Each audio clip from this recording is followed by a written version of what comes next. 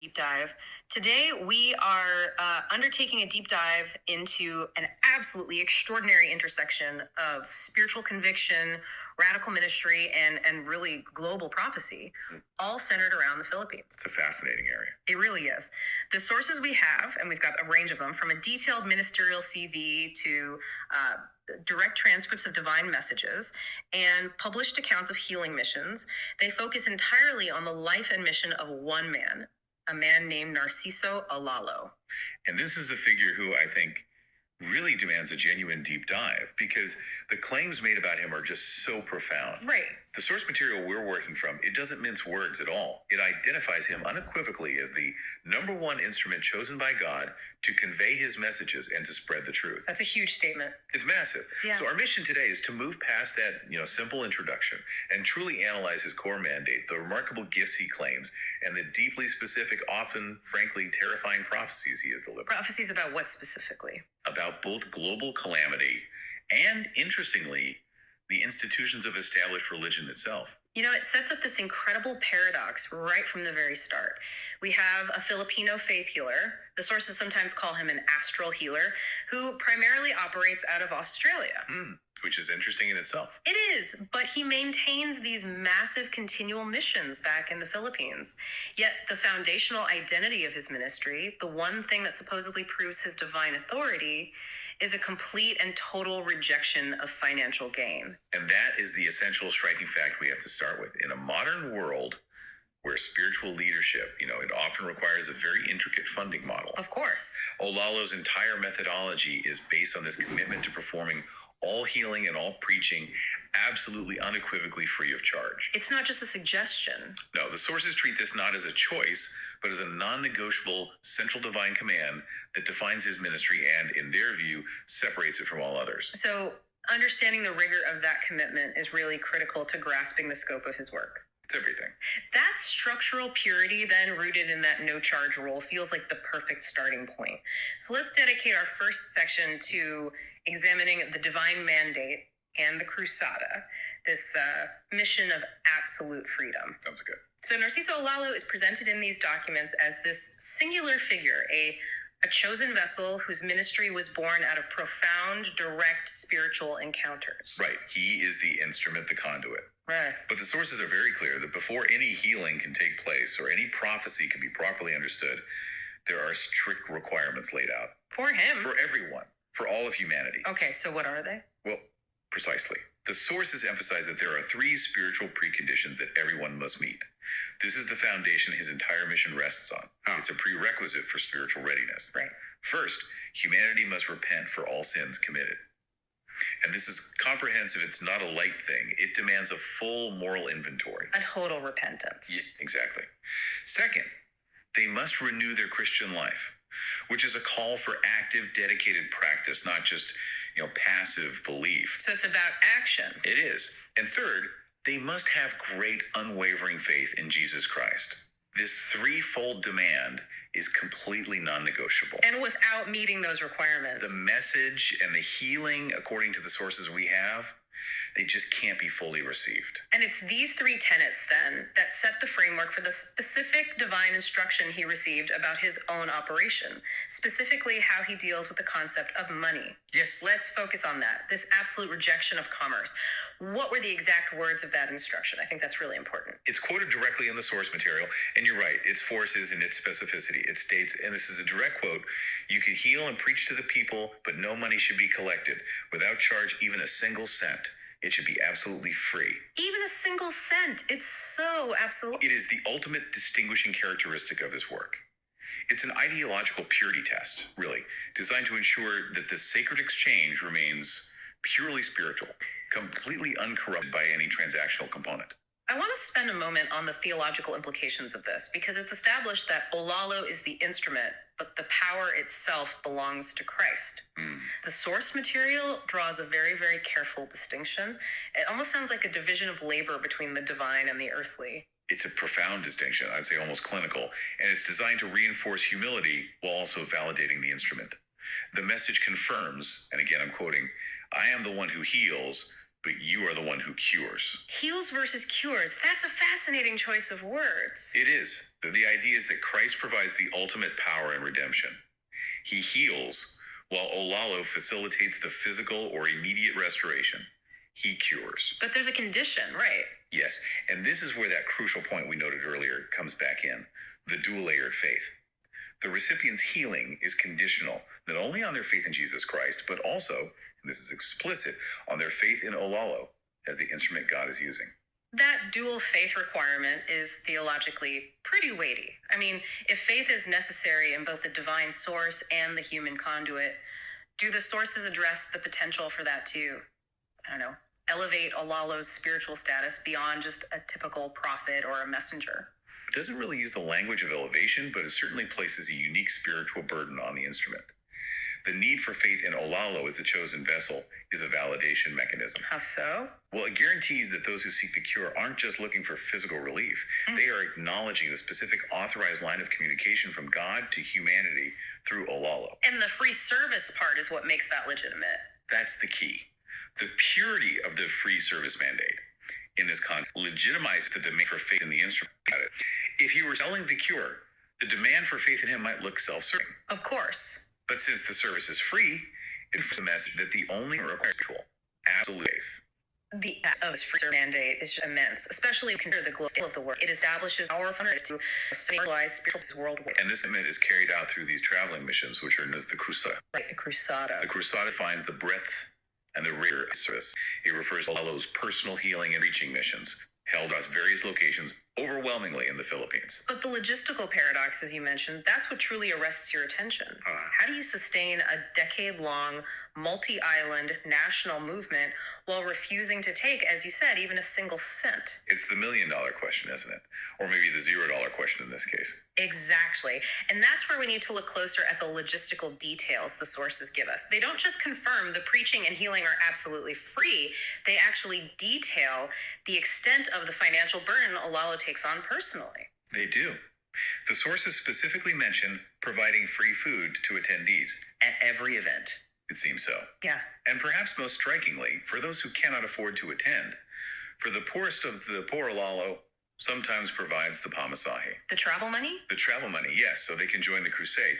I mean, just imagine the organizational structure required to manage nationwide crusades, refuse all donations, feed the attendees, and even pay for some of their transportation. It's staggering. It implies a non-publicized, enormous external support system is financing this massive operation. It has to be.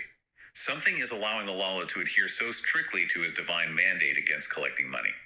The paradox is that the mission is clearly very costly, but the interaction with the people is absolutely free. And that logistical support, even though the provided material doesn't address it directly, it's the silent partner in this mandate. Absolutely. It ensures the purity of the direct spiritual exchange by externalizing the financial reality. Okay, so let's look at the chronological sweep of these events.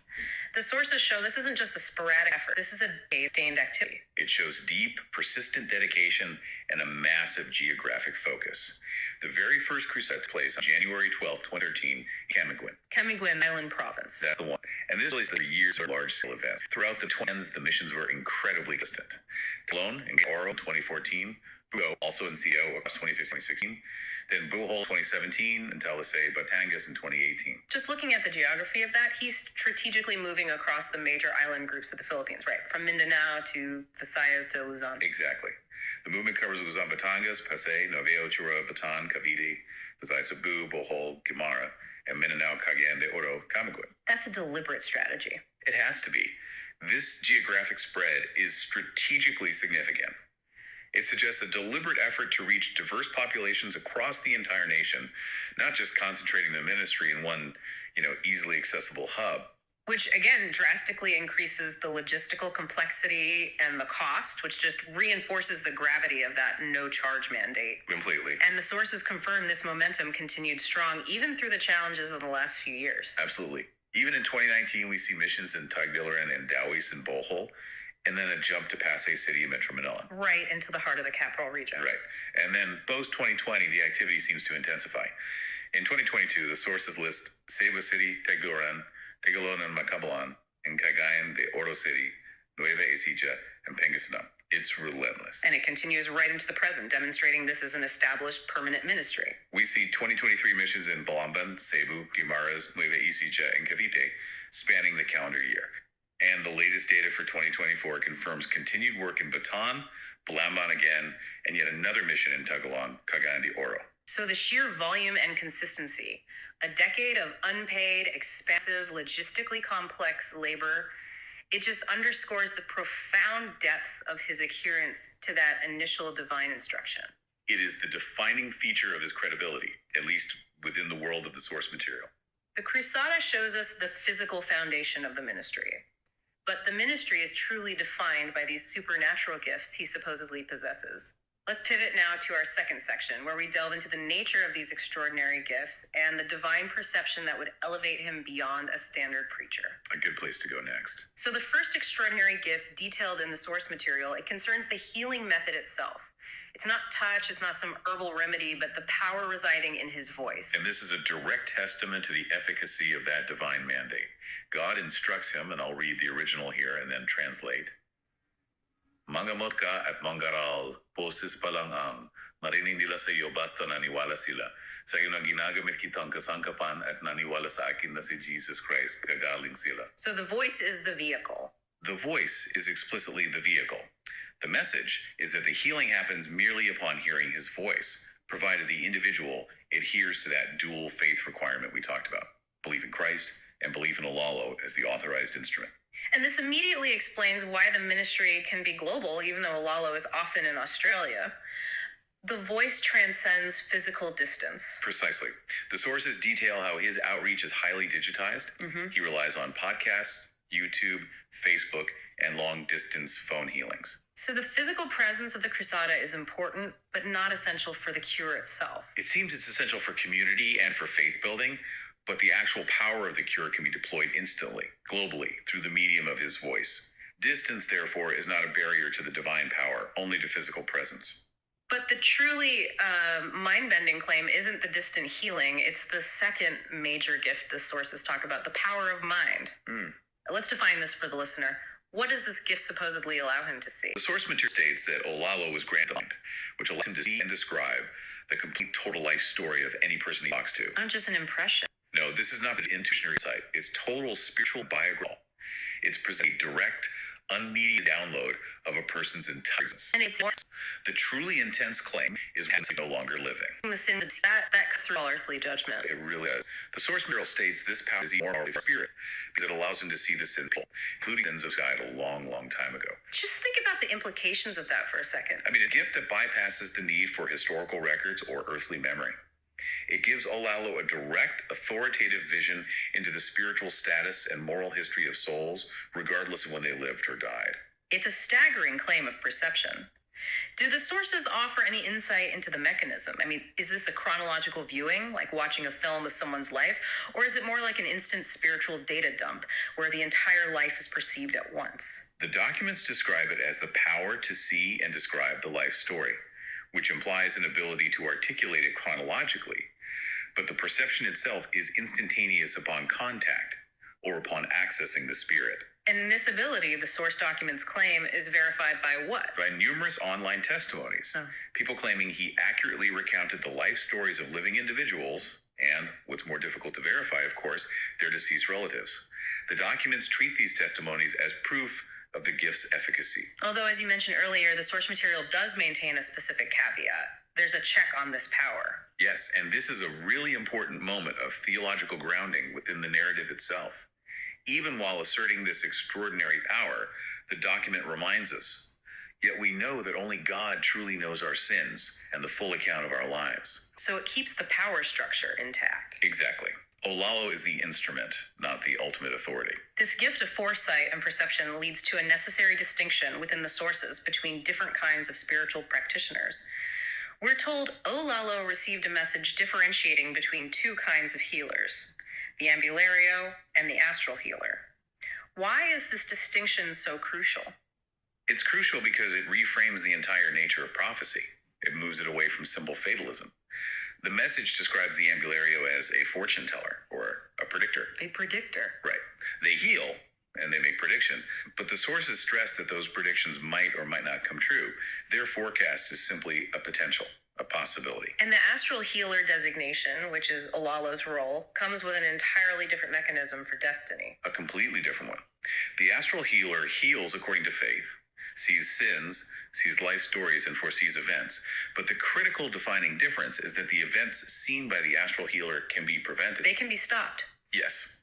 The exact term used in the original text is mapigilin.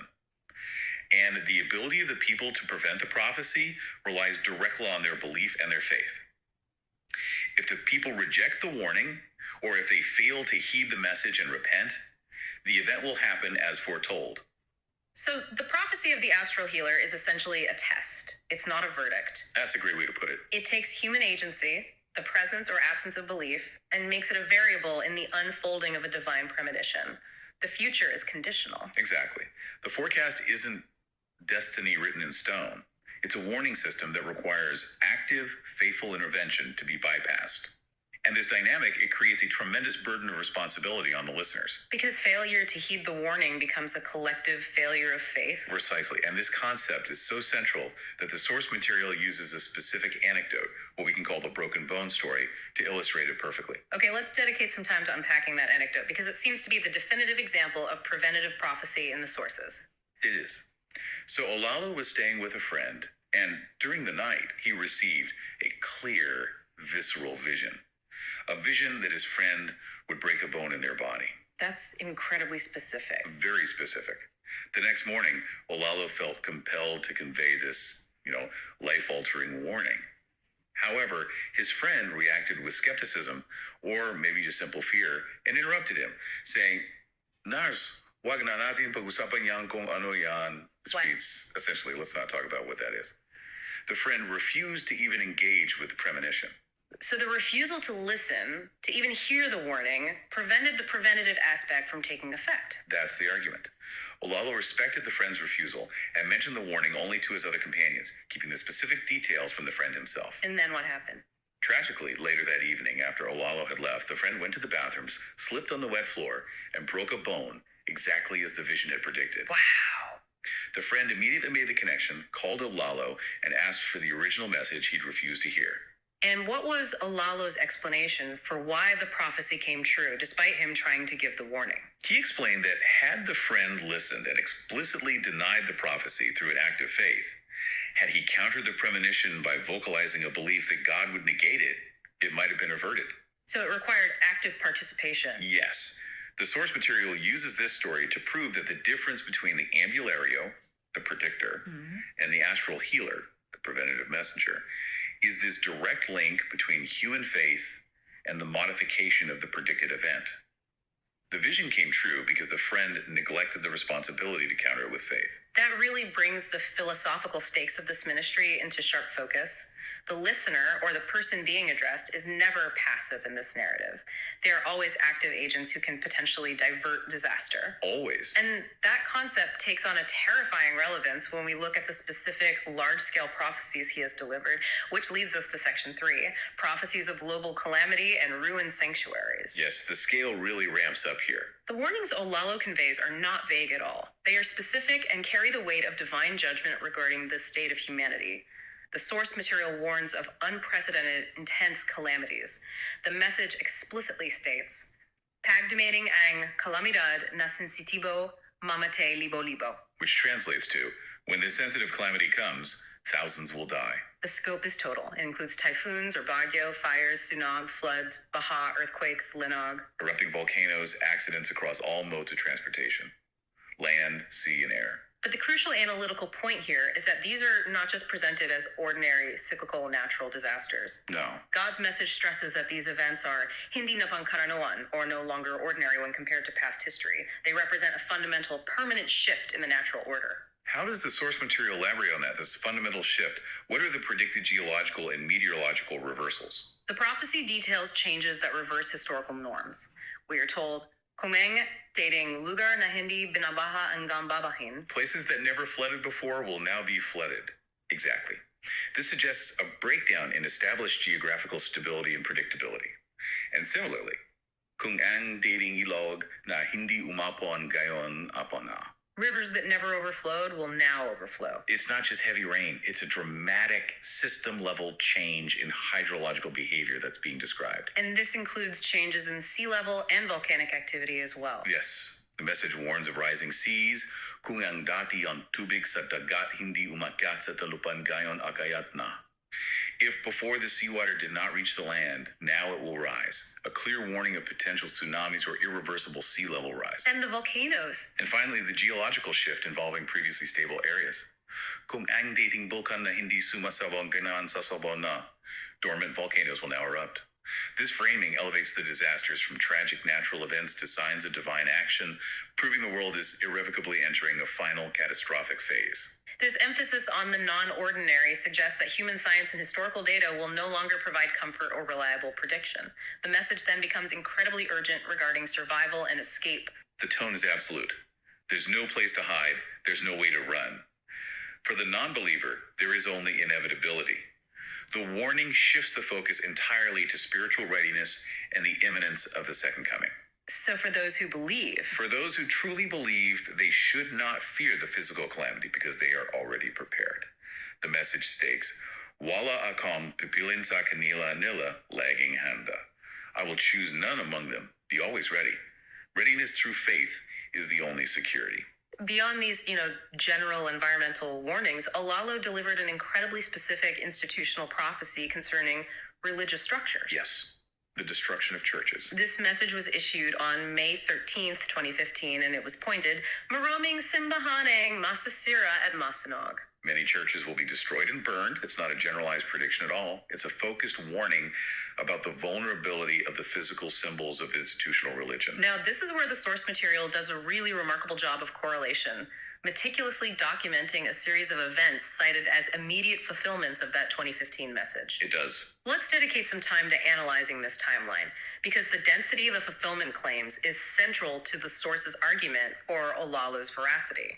Absolutely. The sources immediately cite the Bohol earthquake, where historic churches, beautiful old churches, were just crushed. Olalo apparently used this event as immediate proof, asking if this action by God was not sufficient evidence. But the most concentrated period of alleged fulfillment came later. Much later. It came in 2019, 4 years after the prophecy was made. The spring of 2019 seems to be the crucial window cited in the source material. What happened in March and April of that year? In March and early April 2019, the sources cite a cluster of devastating church fires in Louisiana, where 3 historically black churches in St. Landry Parish burned down.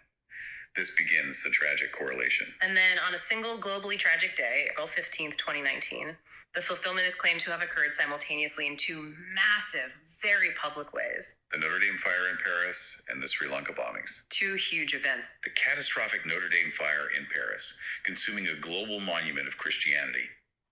And on the exact same day, April 15th, 2019, which was Easter Sunday in Sri Lanka, the Sri Lanka church bombings occurred, resulting in over 200 fatalities in a coordinated attack on Christian sanctuaries. And the source material really emphasizes that temporal correlation, right? It does. A major global icon of the church destroyed by fire in the West, and catastrophic mass casualty violence against the church in the East, both happening on the same day. It's used to reinforce the scale and the global reach of the prophecy. That juxtaposition is undeniably powerful within the context of the sources. It suggests a targeted worldwide demonstration of the prophecy's truth. And the claims continued domestically just a week later, back in the Philippines.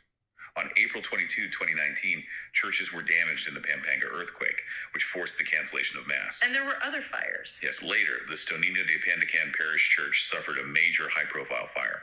This shows a sustained, visible fulfillment, both internationally and locally, according to the documents. And the sources even connect the church destruction prophecy back to the general warning about non-ordinary calamities, using that Texas tornado example. This is a crucial detail for connecting the prophecies. The source mentions a 100-year-old Texas church that was destroyed by a powerful tornado, an event described as occurring in an area where tornadoes supposedly did not occur. So it ties the destruction of the sanctuary directly back to the earlier warning that non-ordinary natural disasters would happen. Exactly. It ties it all together. The source material, through this systematic listing of events, Bohol, Louisiana, Paris, Sri Lanka, Pampanga, Texas, uses empirical correlation to underscore the gravity and veracity of Olalo's divine messages. The sources, therefore, position Olalo's prophecy as being an active, verifiable fulfillment.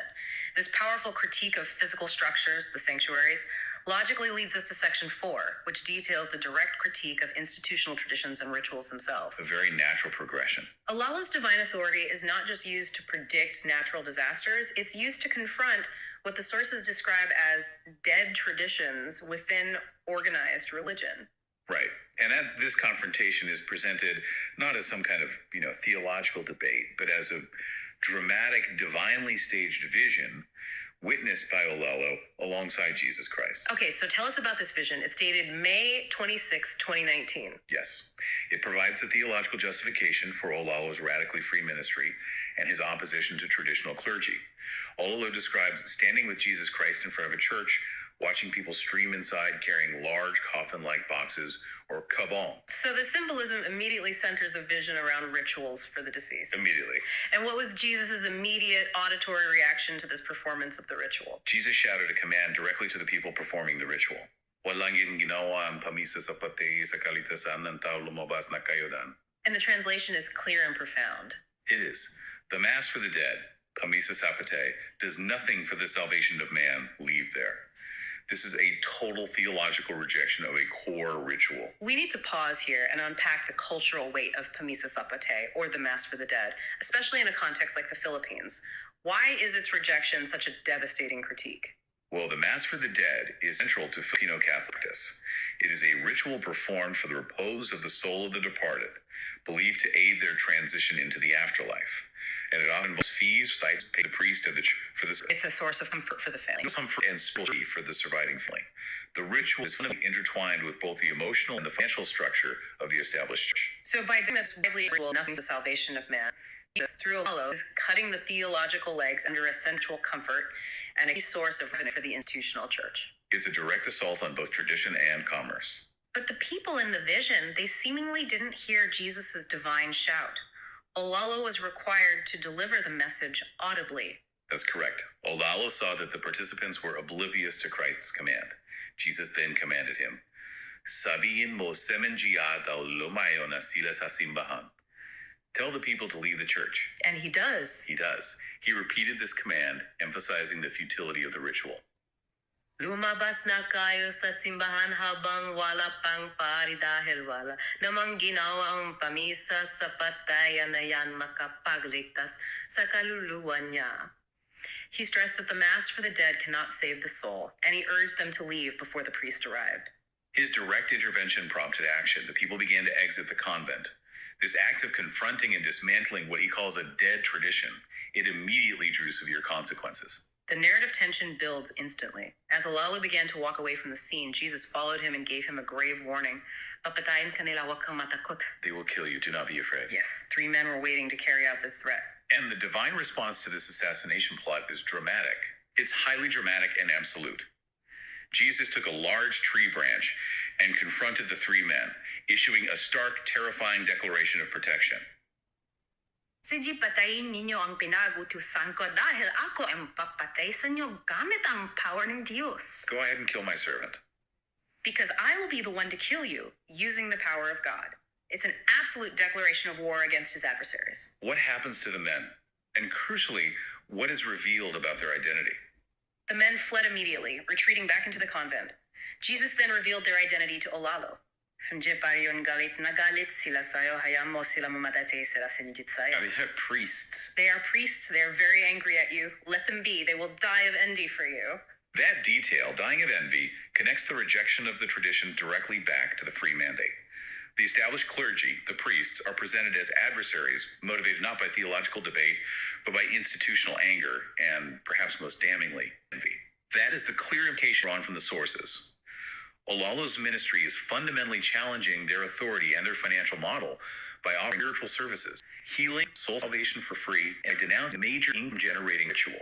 So the source here suggests that he stems from the effective purity of Olalo's ministry. Which is Christ in the book of God, sharp with the dead traditions of the ancients. And Jesus' final command to Olalo solidifies this assumption. The final command of the man backed by power. Ipaloy mo lang ang ginagduso power ni Diyos ang kalaban nila. Continue what I commanded you. The power of God is their enemy.